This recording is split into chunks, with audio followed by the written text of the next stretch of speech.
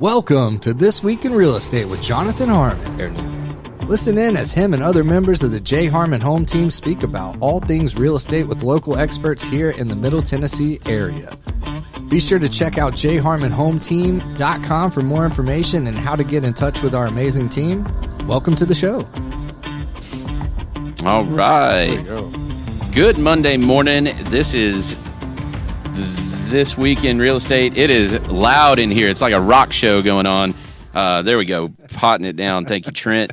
And we've got a new intro. I'm still working on figuring out my timing on that, but it's lovely. Trent, you have a great voice for that. Thank you. That's nice. What do you think, Chris? I thought it was quite smooth. Yeah. I like rock intros too. So yeah, it was nice. out. Chris is a rocker. He is, absolutely. So we're going to dive right in. We've got Mr. Chris Canary, commercial real estate broker with Keller Williams. And how many degrees worth of black belt? Like 17-degree black belt? Yeah.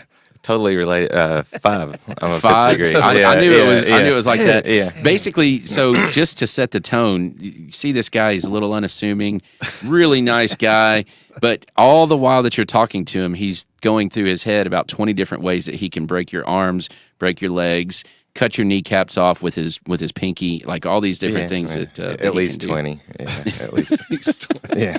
And he just smiles all the way through it. So anyway, I've known Chris now for, I don't even know, a long time. Yeah. I remember before the day I joined, we met. I know, I don't. So before I ever joined KW, I knew Chris Canary, and he just does a really awesome job at pretty much everything that he does. So I think you were with a different brokerage at that time, right? I think I was at Red Realty when we met. I believe that's correct. And so I've leaned on him pretty heavily when I've run into some commercial stuff. I try my best not to do a lot in that arena. I'm competent enough to do some, and other stuff I'm like, yeah, I think I'll get somebody else to help me with that. And we're gonna actually talk about that. We're gonna talk about what are the big differences in commercial and residential. Chris did confide in me. He did say that he has never been on a podcast before. It's true. Which all the things that he's done in his life, I found that very difficult to believe. I know. I forgot about the video part too. I thought like a podcast with video would be called something different. Like no, I don't know. Not here. Trent, should we call it something different? I don't think so. Podcast with pictures. I don't know. It's a moving picture show. Podcast with a twist. But yeah. So, Chris, first of all, let's just start with you a little bit. You're a twin, which is that's correct. Something that not everybody knows about you. That's pretty cool. Is your brother cool too? Almost as cool. Almost. Is he only like 4 degrees worth of black belts, or he's no degrees? Yeah, none. No, he did. We did taekwondo when we were like 7 or 8, and I think he was a blue belt in that. So is this something that you bring up at family dinners and stuff on a regular basis? I try to keep it, on his mind. Yeah, yeah. As you should. When he gets out of line, yeah. That's awesome. And which one of you is actually older? That would be me. Yeah, by what they say, I don't. You don't remember? Yeah, it's a little blurry. I was born at a very young age. Yeah. Okay. And how long have you been in real estate? It seems odd to say, but I think it's like 20 years. Yeah. So, good gracious, you're old, dude. No, I started, in elementary school. Just wanted to get ahead of the curve. Yeah, that's but now I'll say I was licensed in, I think it was the end of 02. I'd have to look. Maybe it was 03. Okay. I didn't do a whole lot the first few years, like a lot of people, and I worked in construction too. The first, 5 or odd years. So. Were you a builder? Or you? I was supervisor. What did you build? I built small. Did small commercial construction and then residential. So let's go ahead and start with this. So small commercial building. Typically, are you talking about like build out stuff, like white box? Yeah, like out? office remodels and that kind of thing. Okay. Yeah. So we're gonna spend a lot of time talking about differences in residential and commercial, and one huge difference is a lot of folks that do commercial building, their bread and butter, the stuff that actually puts food on their table, is building out empty spaces. Is that pretty accurate? They do. Looks like they make a lot of money there. So yes. Correct. Yeah. Having paid for that once or twice, they definitely make a lot of money there. But well deserved, I'm sure. But yeah, it is. But a lot of times when you go and you lease a commercial space, it's just a shell, or it's somebody else's stuff, and you got to rip out the middle of it and put your own stuff in it. Is that right? Especially for retail, that's correct. Office, we usually have to reconfigure something like it just wasn't meant for that kind of use, or that, you know what I mean. But you turn 2,000 into 3,000 square feet, Right. all that fun stuff. And what's interesting about that is knowing that that's kind of the nature of the business, so to speak. A lot of the commercial buildings are built such that it's literally a box, and you can kind of shuffle anything inside that box around. It can be, yeah. Especially retail centers, industrial.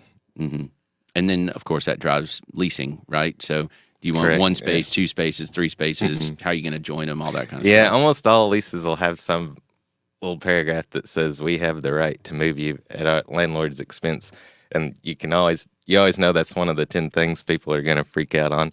But, if they've got 20,000 square feet and there's this one little tattoo shop in the corner that screws it all up, they want to be able to, move you. And it doesn't happen often at all, but, you want to have that ability. Well, and so that brings me to probably at least, and you tell me if I'm wrong here, okay? So I'm gonna lead you into this. No. You don't even know yet. One of the biggest differences in residential and commercial, at least from my limited experience and my perspective, it all kind of stems from how the state views the purpose of the agent and then the, I guess, experience level perhaps of the client. So in a residential setting, the state basically assumes that let's make our laws, let's make our rules to where, as it involves agent-client relationship, let's assume that the agent is all-knowing and that the client doesn't know anything. Now that not necessarily true, but the rules kind of go that way, right? A lot of protections for the consumer, very little assumptions, should we say, on the agent side of things. On the commercial side of things, it's a little bit different, isn't it? It is, yeah. I think from having worked in residential, everything seems geared towards protecting the buyer. It's not so much in commercial. I think a good part of that is, I like in residential, bottom line is like you're going to live in the house. The use is always the same. Even if you're selling it to investor, you're renting it to people that are going to live there. Someone's going to live in the house. They're going to eat, sleep, whatever. In commercial, it could be anything. Like it could be a restaurant or office space or industrial. Storage barn or yeah. So there's no way to, and everybody runs their business differently.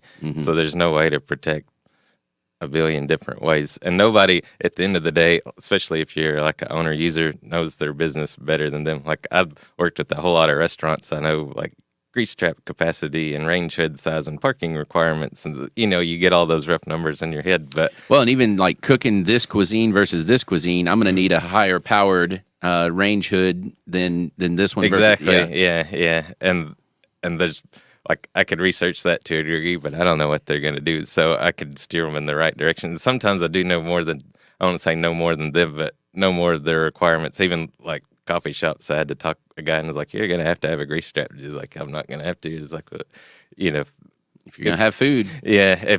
Even if it's like milk waste, then, and it depends on the municipality too. Sure.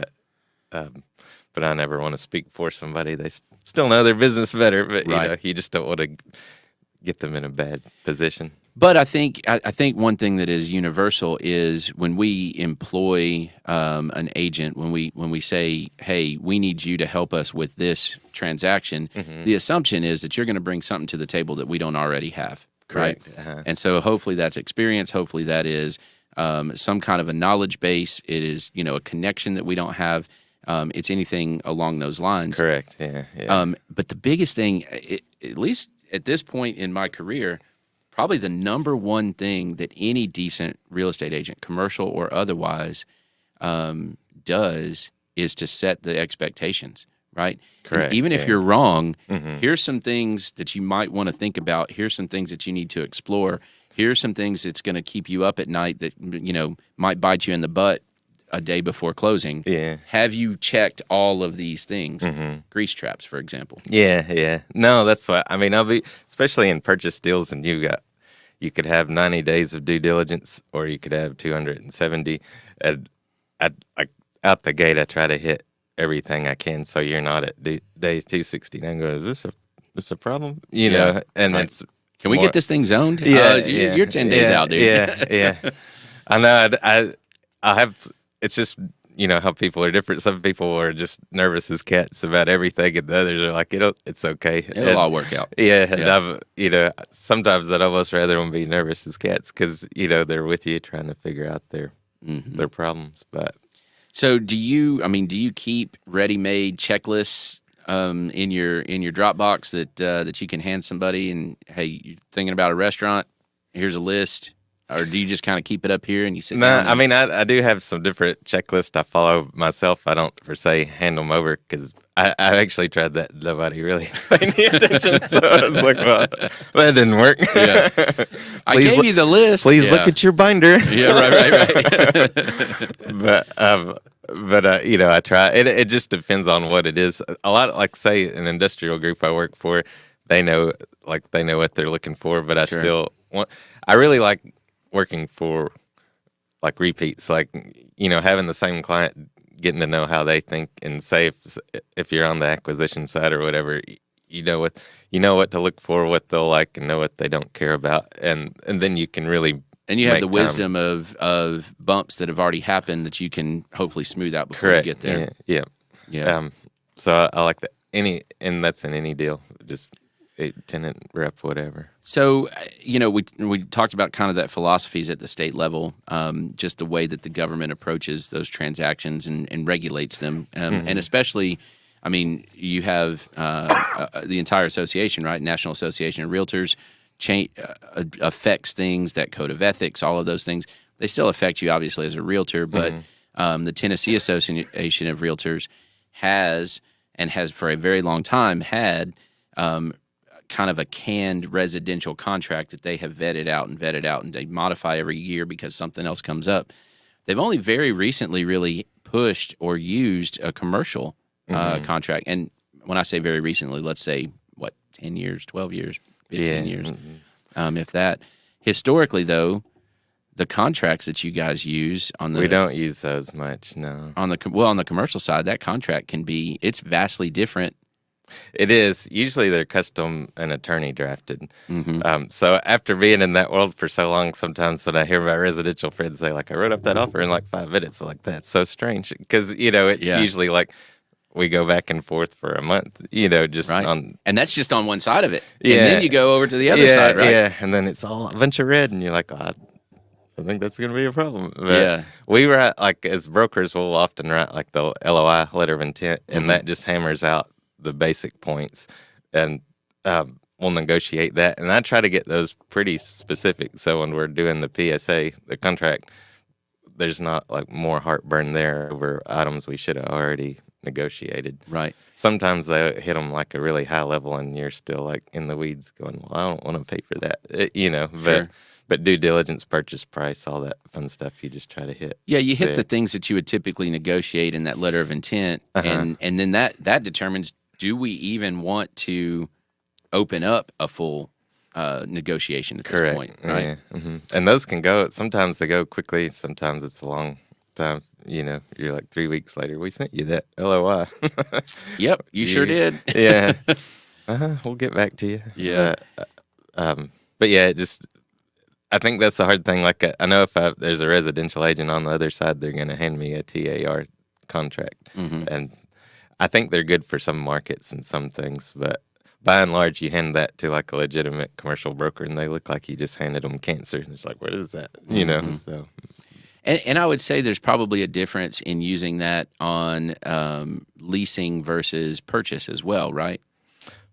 Probably, yeah. I've never used one on leasing that I can recall. But I mean, it's got provisions in there, but the problem is that, kind of to your point, that contract tries to address all possible scenarios, and it's just it has all those addendums, and people will just click all of them. So then, if you receive that, you're like, this is 1 billion things, Right. It's going to take us 5 years to close. Yeah. But I mean, I think they have their purpose sometimes.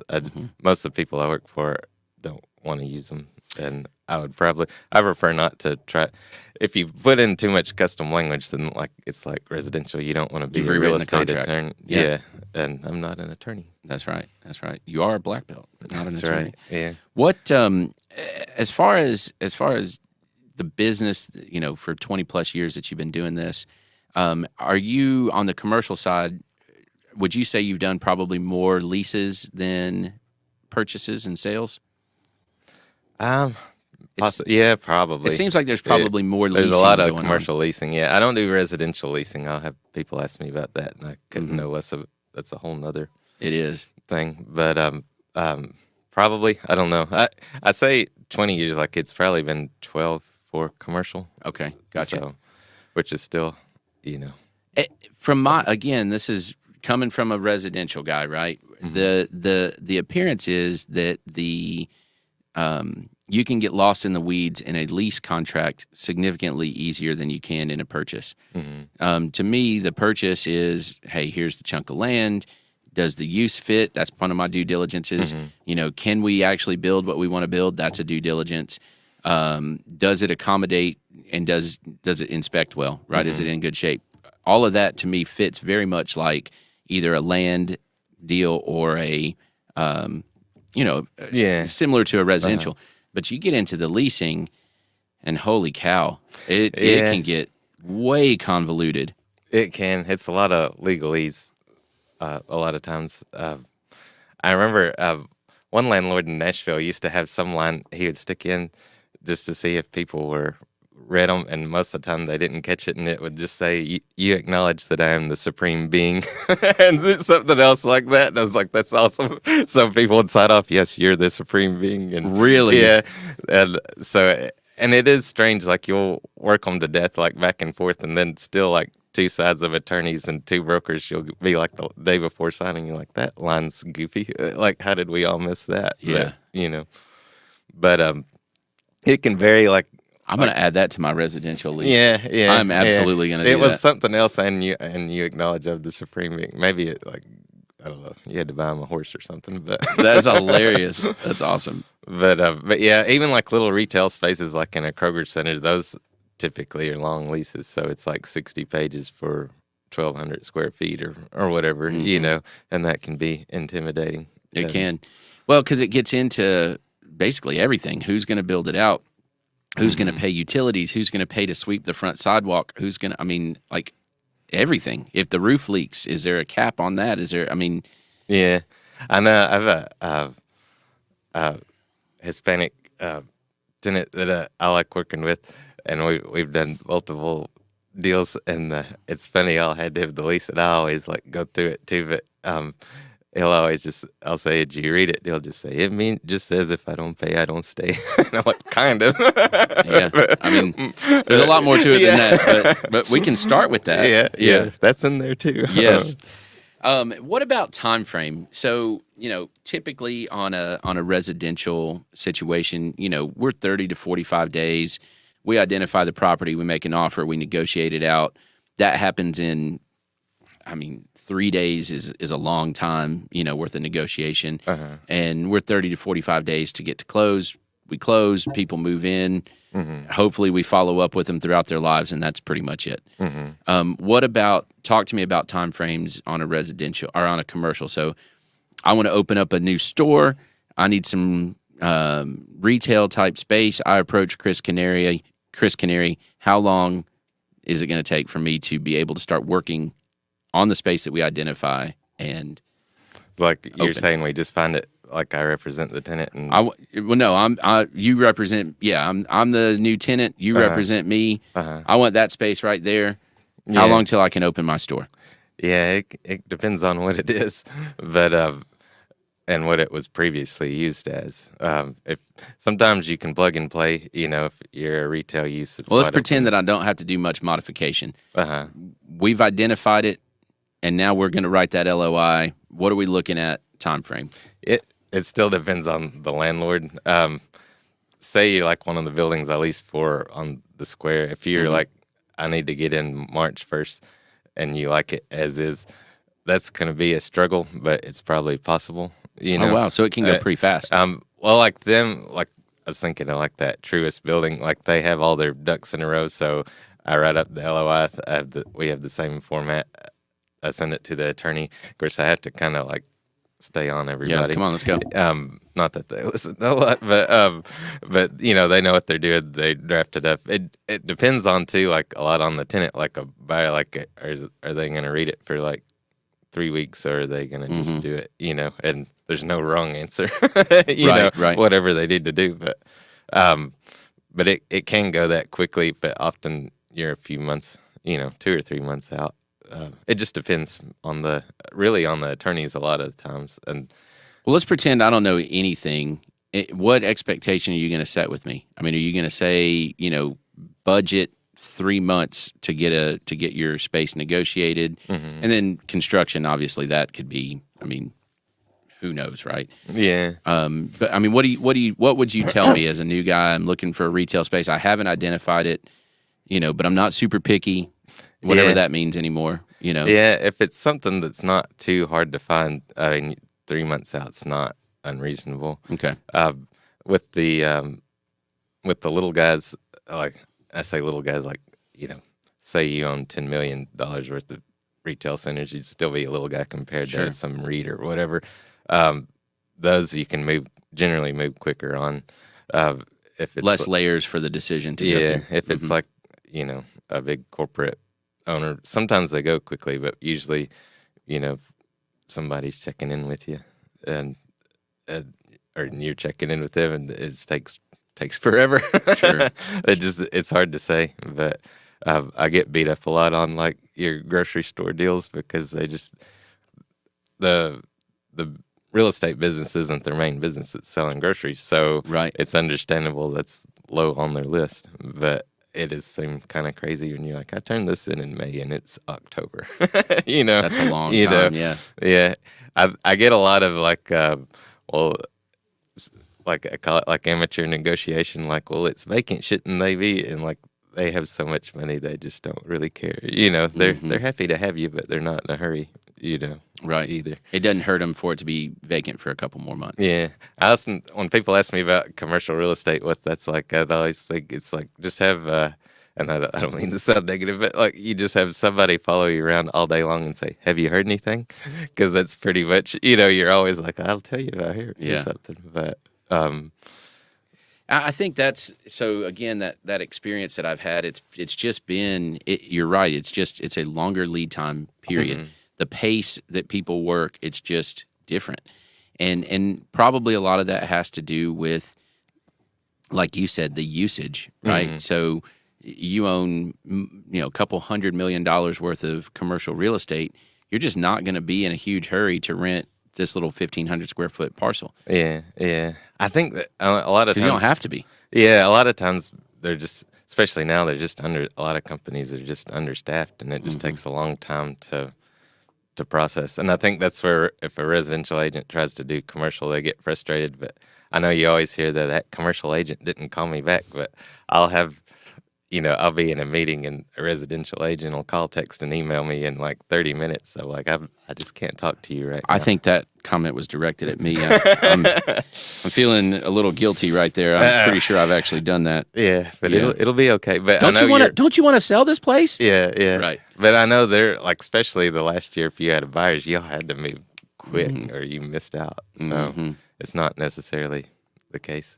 Commercial still move quickly. Like you'll see that, you know, unicorn deal, and you're like, we got to move. You know. I think that's the difference that I see. I agree with that. Is it moves slowly right up until it doesn't, and then all of a sudden it's just done. Yeah. No, I agree. It's kind of like a lot of hurry up and wait, but I don't know. You just get used to it. So, but if you don't, I think not to generalize commercial, it's you work for people that want things to move quickly in a business that moves slowly. So it's always that kind of fight. But well, and I think again, if we kind of go back to a basic difference, I think that is to me, that spells out the difference is that with residential, it's very predictable. It is even in a volatile market, the steps, the process, the way we go about things, time frames, it's pretty doggone predictable. And commercial just isn't. No, I like to say differently, but yeah, and it really does depend. Like each leasing something in one building and purchase and an owner, user, investor, that's all works at different speeds, and you get there eventually. Well, and sometimes even with the same person, this space is different than that space, so therefore it's different, or this building is different than that building, or this month is different than last month, or whatever. Yeah. No, it can change for sure. What about due diligences and things like that? So what are some of the things? I mean, obviously you've got some zoning and things like that people have to worry about. Can I even put my business, whatever it is that I choose to do, in this particular space? Right. The government has some things to say about that, and that's one that probably gets overlooked occasionally. Somebody just assumes, hey, there's a whatever next door. Obviously, I should be able to. There's an expression for that, but yeah. Yeah, that out of you and me. Yeah. I mean, I think in commercial, people get zoning, like planning and zoning, and building and codes, like think of them as the same thing, and they're not. Like for zoning, you can usually just get a zoning letter saying this is what we're going to do, and and they'll sign off on it. Yes, you can do that. Yeah. Not how, but yes, you can. Yeah, exactly. And the how would be go to building codes. I remember doing some, like most of the time I think I pitched pretty well, but I'd never been to an escape room, and the Murfreesboro escape room guys, I'm sure they've called like we would do a space here, and there wasn't one here, and I had no idea like what they were, so I called now I forget if it was zoning or codes. It was like, what do they do? It's like they lock people up and then see if they can get out. And it's like that. It's like after I said it, was like I should have thought that through. Yeah, that's not exactly what I mean. I mean they can get out, right? It's just a game. Yeah, that's funny.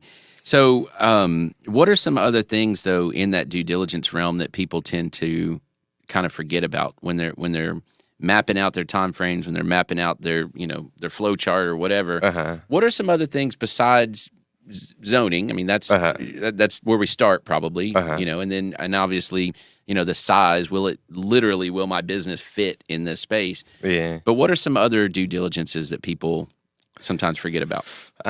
It depends on the use. And I probably keep saying that, but say like retail, and then like a lease, people forget about. It seems like an obvious thing, but people forget about signage. It looks like there's 3 spaces and you assume it's fine, but you need to make sure you have signage. Parking's pretty much always an issue, and you need to make sure there wasn't some weird allotment of parking to one tenant for some reason, and that you really only have so many, Right. In industrial, I've noticed people assume if it's industrial that you can just do whatever all the time, and there's different levels, different municipalities obviously have different designations, but like some you can have distribution or warehousing, but you can't actually manufacture anything. And then as minor the definition of manufacturing is different as well, right? Are we assembling something, or are we actually stamping something out? Yeah. I mean, even like, and I apologize, I'm not well versed the second in it, but like breweries, you had to go in industrial, I assume. That's right. Not anymore. That all changed in the last year. Yeah, because I remember working on some in Nashville, and they actually there were all kinds of different designations, micro, macro brewery. How much you make, and do you serve food? I mean, there's all kinds of things that you look at. One of the things that we ran into, bathrooms. Right? Yeah. Do you have them? Are they accessible? Right? Yeah. Accessibility. Yeah, I got to use them. Be able to get to them. Yeah. No, I mean, I think in commercial, especially for land deals, the number one things is that have sewer, and that kills more deals than you can imagine. Because septic, you'll have them on something in the county. It's just not, it's not super common, but usually it's a relatively low requirement. Because you're not. if it's a shop space, they're not taking showers there, and Right. But you still gotta use the bathroom at some point. That's right. So, Somebody will. yeah. Mm-hmm. So that's another DD item. Well, and then the city gets into, so yes, it's zoned. You're allowed to do this, right? Mm-hmm. But then the house starts coming in, and so like with our space, there's multiple little offices and things like that. So we had to negotiate with the city a little bit on the number of tap fees. So the building's super old, and nobody ever paid a tap fee. Oh, really? Yeah. Well, when we changed the use, they start looking at it almost like it's a new building. Because from their perspective, it's a new opportunity, for them to assess some fees. Yeah. No, all that comes into play for sure. And that's what you run into a lot, like an existing building. Like I worked on one the other day that had, a warehouse that has an apartment in it. And the buyers are like, can they have an apartment there? And I'm like, by zoning, it looks like technically you can. But, I'll check. And, of course, the city had no idea there was an apartment in there, and you're like, how do you play that? Most situations it's okay. You just need to go back and get everything official. But if it's an old building and it was this and now it's going to be this, it's a whole nother, and that can be a struggle. It can. That's why I like working, say, in Murfreesboro, where you know who to get, and like in Metro, you'll often never talk to the same person twice. Yeah. Which the engineers that work there, and then you go through your council people have designated areas where not here. Anyway, I know that's a whole nother road, but right. But that's why I say in different municipalities, to make sure due diligence would. And Nashville's more going through the council person than necessarily here because they're not over a particular specific area. Yeah, we're all at large here. Yeah. Our experience with the brewery and getting that space going, people talk a lot about, the city's a pain and the city and a lot of negativity. And there's probably been instances where that was rightly earned. That was just plain not my experience. Yeah. No, I mean, a lot of stuff like they've been pretty easy to communicate with. So, I would much rather work with Murfreesboro than. Well, I think the key is that you go to them and you say, all right, this is what I'd like to accomplish. Yeah. How can I do this? Yeah. Right? And kind of go into it with a little bit of humility and say, I know we can. I'm just curious how. What's the best way? Yeah. I mean, I've worked on a lot of stuff around the square, and it's, in general, I think for the betterment of the square, and it seems like they've been good to work with there because we all want the square to be nicer. We do. And they just did, I guess it was last year, they did an inventory of the upstairs spaces around the square, looking at possibility for residential to be around. And I love that idea. And just the possibility that you can live above, pick your favorite place. You know what I mean? Yeah. I've seen a few apartments on top of some spaces I've worked on. I don't know if they were official or not, but they're there. Right. They're nice. Yeah. All right. So let me ask you this, and we'll go down this road. And being a residential guy that has done this much commercial, and some commercial is significantly more straightforward than others, right? And that's stuff that I tend to say, I can manage that, right? Some of it gets very quickly, it gets over my head, and I'm like, okay, we need to hand this to someone that's experienced. So from your perspective, there is a big difference in residential and commercial. What are some specific things when you're looking at a deal, or maybe you're looking at a deal that I'm looking at, and you go, you should probably hand that off to someone? Like, what are some telltale signs? Maybe you're talking to a potential buyer or whatever.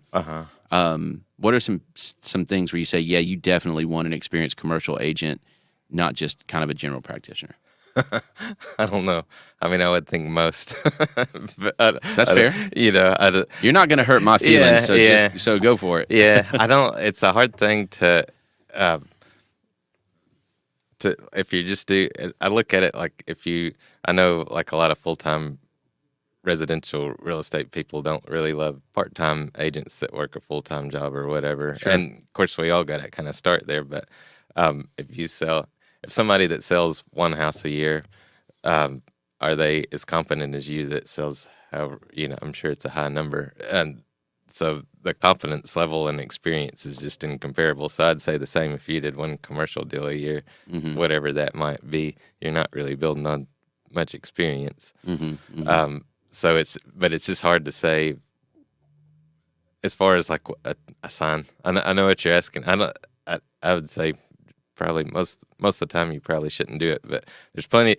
I think residential agents think that it's a sign of like commercial guys looking at them as being stupid, and it's not that at all. There's plenty of sharp residential agents, plenty of commercial agents probably not that sharp.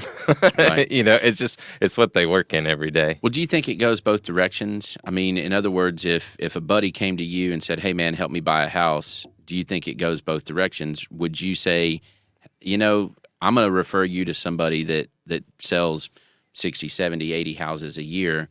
Do you think it goes both directions? Like, is it? Yeah, I think almost all commercial brokers that have never done a house deal wouldn't do it and wouldn't be proficient at it. I don't pursue it, and I haven't sold a house in a couple of years. I may help a relative just because I think I've helped a lot before. But get one house this year, but that may not. And that would be my dad. Right. But other than that, and even that makes me kind of nervous because of I haven't seen these contracts in a while. But it's not just the contracts, and I think this is what you were also driving at, is what is the normal process right now, and what is the climate of where we're operating? And, my biggest concern is, and this is when I was looking at doing it for myself on the brewery space, and I decided ultimately not to, is am I leaving something out? Like, what am I forgetting just because I'm ignorant about the process? Could I have gotten more here? Yeah. Could I have pushed a little harder here? Yeah. No, that's what, just having a general feel of what the market is huge, I would think. So as far as like a commercial doing a residential, and then vice versa. But that's what, there's so many different sectors in commercial. Like in Murfreesboro, I have to kind of be a generalist. If I'm based out of here, I work in Nashville or Franklin or Gallatin or wherever, but and that just means I work in retail, office, industrial, flex spaces, whatever. A lot of my friends and other brokerages say in downtown they just work in office. Just office. Yeah. And a lot of the big brokerage houses don't allow you to do anything else. So not only, I guess my point is, not only are they not allowed to say sell a house, but they wouldn't. Like office broker won't do a retail deal. Yeah, won't do a warehouse or won't do a... Yeah. So, I don't work much in, say, multifamily, and I'll get 2 or 3 calls this week of somebody wanting to buy apartments, but it just didn't interest me as much, and it's a very crowded field, Well, and there is some overlap there with a lot of your residential folks. Should be or not, irrelevant, but that would be the one area that a lot of residential. No, I think so. I always think it's weird if I look at one of those to evaluate, because I get used to evaluating a strip center, and it's like Smoothie King and Marco's or something. You look at the tenant roster for an apartment, it's like Jimmy and Sandra. Yeah. It looks weird, but yeah. But those are obviously, that's the hot thing right now. The 2 hottest, I would assume, sectors would be multifamily and industrial. Industrial. Why is that? That's been huge the last couple of years, mainly because, especially in our area, we're a great distribution hub for the rest of the Southeast. Sure. Even 3 interstates converge. Yeah. But manufacturing, especially during the pandemic and everything just went huge. But here, the big thing, like to that point of distribution, is like outdoor storage, like truck parking and trailer parking and that kind of Boats thing. And those are very hard to get at the moment. I work for a couple different out-of-state companies that do that, just acquire asset. That's just where they have, I don't know, that's $1 billion fund, but probably $500 million, and that's just where they place their money, industrial, because it's going to be safe. If you look in cities, they're not rezoning a lot of stuff to industrial, so what's here is what's here. Yeah, that makes sense. So, our market, we talk on this all the time about the residential market right now and the volatility that's going on with interest rates and all of that kind of stuff. Obviously, it's not exactly the same world that you operate in, but I'd say there's probably some correlation there. What is the commercial market like right now in Murfreesboro, Tennessee? It's still compared to last year. Let's do it that way. Yeah, I think it's still very good. The only thing I've noticed, like people pulling back on, is like just the big ground up speculative projects. What does that mean? Decipher that for me. Yeah, say you want to build a big mixed use something off the square. So I buy a chunk of land or an existing building and bulldoze it, and I'm gonna. Yeah. Now those will still happen. I think to prove it to whoever you're financing it with, you've got to at least say, "Oh, I've got these three key tenants." Kind of lined up. This much is already spoken for. Yeah, it's harder just to. This time last year, people were still swinging a little blindly. We think it'll do well, so we'll just buy it. And that's if you build it, they will come. Pretty much, yeah. And I think that's a lot of that's on the lending perspective, just convincing their banker. There's a lot of you'll hear that in commercial the term family offices, which sounds kind of mafia, but there's a lot of those for family money, and then other people they know will invest in areas like here, know, and they know what they're doing, but it is this kind of crazy money sometimes. I have one. So it's not with a commercial bank, is what you're saying? Correct. Yeah. Mm-hmm. I had one lately, and I've kept pitching them a couple deals, and Chris, it's too small. And well, what is I thought that was your range, and they're 15 million is the smallest, but ideally closer to 100. I'm oh, it's a little different than I thought you were going for. But, yeah. So what does $100 million in commercial get you in Murfreesboro these days? Yeah, it would still get a lot. I mean, is that a multi-story?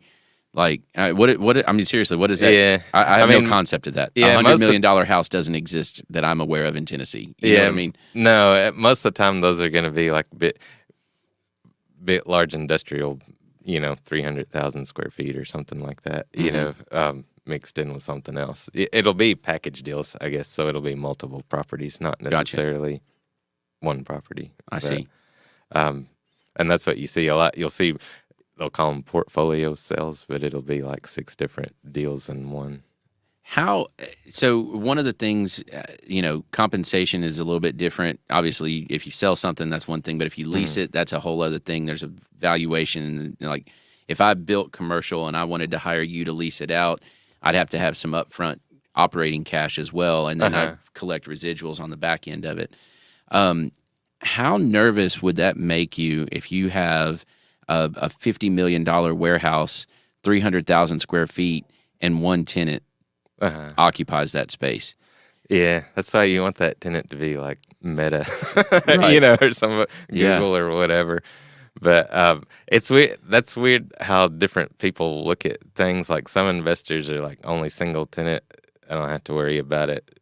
Less management until you do. Yeah. Right. Until they're gone. Right. But then some love multi-tenant stuff, and so it all depends on the investor. What about you? Are you more of a multi-tenant or are you more of a single tenant? What is Chris Canary's philosophy on that? I mean, I would like the single tenant deals if I was developing one, because usually 1031 people are going for whatever's simpler. So if you want to exit out of it, those deals go much higher per square foot. Even oil change places on a 10-year lease or 15-year lease, if you look at what they actually go per square foot, you're like, good grief, that's a lot. But it's a guaranteed income stream. But until it's not. Until it's not, yeah. But that's the idea, is to go for the big boys. Mm-hmm. But I look more on area than for say multi-tenant or single tenant. I just say that a lot of single tenants would be a corner lot in a prime space. So if they do go out, you're going to have a line of people. You're not going to even though you might have a month or two without, you're still going to be able to, or 3 or 5 or whatever. Yeah, it could be a while. Yeah. But that's why I'd say that. I mean, think of Walgreens and gas stations and stuff like that. Mm-hmm. They're all, you can convert it to a multi-tenant if you want to. That's true. So you say it's still going pretty well. The money's getting a little bit more difficult right now. You're going to have to prove it a little bit more before you do the ground up stuff. What about?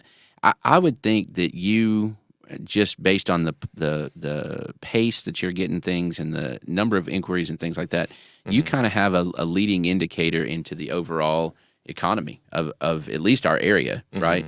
So is, from a business standpoint, stuff opening, people inquiring, people coming here, people wanting to be entrepreneurs, that kind of thing. You get a little preview of what that looks like. Is Murfreesboro, Rutherford County, Middle Tennessee still strong? I believe so. Yeah. I think a lot of the stuff I work on too is like, I'll do like your 1,500 square foot lease or 2,000. And a lot of guys don't want to do that. Lifeblood of the community, though. Yeah, I mean, that's important stuff. Yeah, so I work with a lot of small business owners, and they're still seem strong.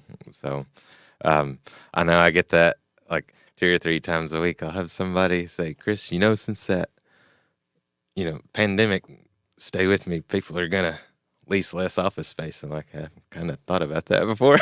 Yeah, maybe once or twice. Yeah. And is that true? I mean, are offices harder to lease now than they were pre-pandemic? It like that 6 months like after it shut down, and I got like a couple of big large office projects like the week before that. It was like, that's great. I got a building I'm not allowed to go into. Yeah, right. Lease that, Chris. Yeah. But no, a lot of the smaller tenants are still going strong. I mean, I work some in downtown Nashville, but not often, or at least not lately. And I mean, some of those guys that are like, literally 50,000 square feet of office, those guys are pivoting, and getting more of a mix, and probably downsizing or, renegotiating their leases. But I haven't seen that as much. Honestly, that probably opens up opportunities for upstarts to be able to come into a chopped up 50,000 square foot space, and get 2,000 in a prime location. Yeah, a lot of offices is reconfiguring spaces all the time, rather than retail. There's not as much flexibility usually, but sure. But yeah, I mean, I think a lot of those big leases probably pulled back, or I know they did, but I haven't seen. I really couldn't name one in Murfreesboro that was like a big one, and they were just like, never mind. I'm sure there's some people looking that, put on the brakes a little bit, but sure. But we also don't really have skyscraper office buildings. I know. I've had people call and be like, like Cool Springs, I want that here. And like, well, a little limited, but I think we're going to get some, it's, we're getting there, but it's a little bit of a slow process. All right, here we go. We're going to start wrapping up. Uh-oh. Top 3 business opportunities from Chris Canary's perspective. The business climate here. What are we missing? I'm asking for free advice. Top 3 things that somebody that's watching should open in Murfreesboro that there's opportunity. Not that you want, but that I want, but that there's an opportunity. Opportunity for like a real estate investor, or like any for an entrepreneur. Huh. That's interesting. Yeah, I'm gonna have to think on that. No, you don't. No. You got to go. No, I mean, I think of it from like a real estate development. I'm still pretty pro industrial. It seems like we've got I know that's it's like a bit controversial, but I don't know that we have much infrastructure on like EV stuff. So whoever wants to get ahead on that, even charging stations, whatever. I'll see the leases on some, like I saw one for Rivian the other day and stuff like that. And you're like, well, that's cool. I'll probably stay ahead of that. So some industrial space, EV. Yeah. I know everybody wants me to get a Whole Foods here, and I'm working on that. No, I'm not working on it. I don't think I have much pull with Whole Foods. Yeah, I don't know if that's going to happen for a while. But yeah, I know I've worked on some deals that appear in our old Dear Murfreesboro. Like, I'm glad I didn't get my picture on that. But I would say, yeah, industrial EV. I mean, still food choices in different parts of the city are pretty limited. Gotcha. So I think we can still build out some restaurant space.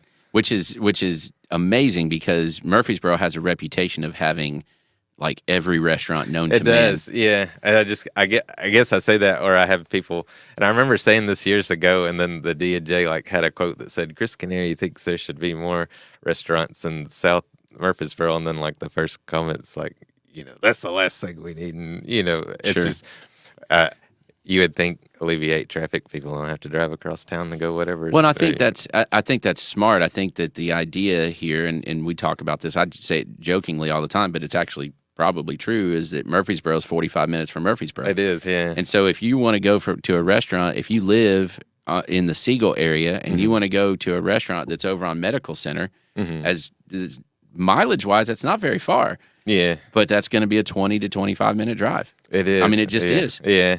I still in my head forget sometimes, even though I go over it like every day, it's the bridge over Broad. Like that's so much better than it used to be. Oh, yes. And I'll think, it's going to be 30 minutes, and it's not. It's 15 minutes or whatever. Obviously, if you hit it at the right time. Yeah, I was going to say if you hit it at the right time. But if you live in the Blackman area, you're not coming over to the Siegel area. Yeah. Pretty much. Yeah.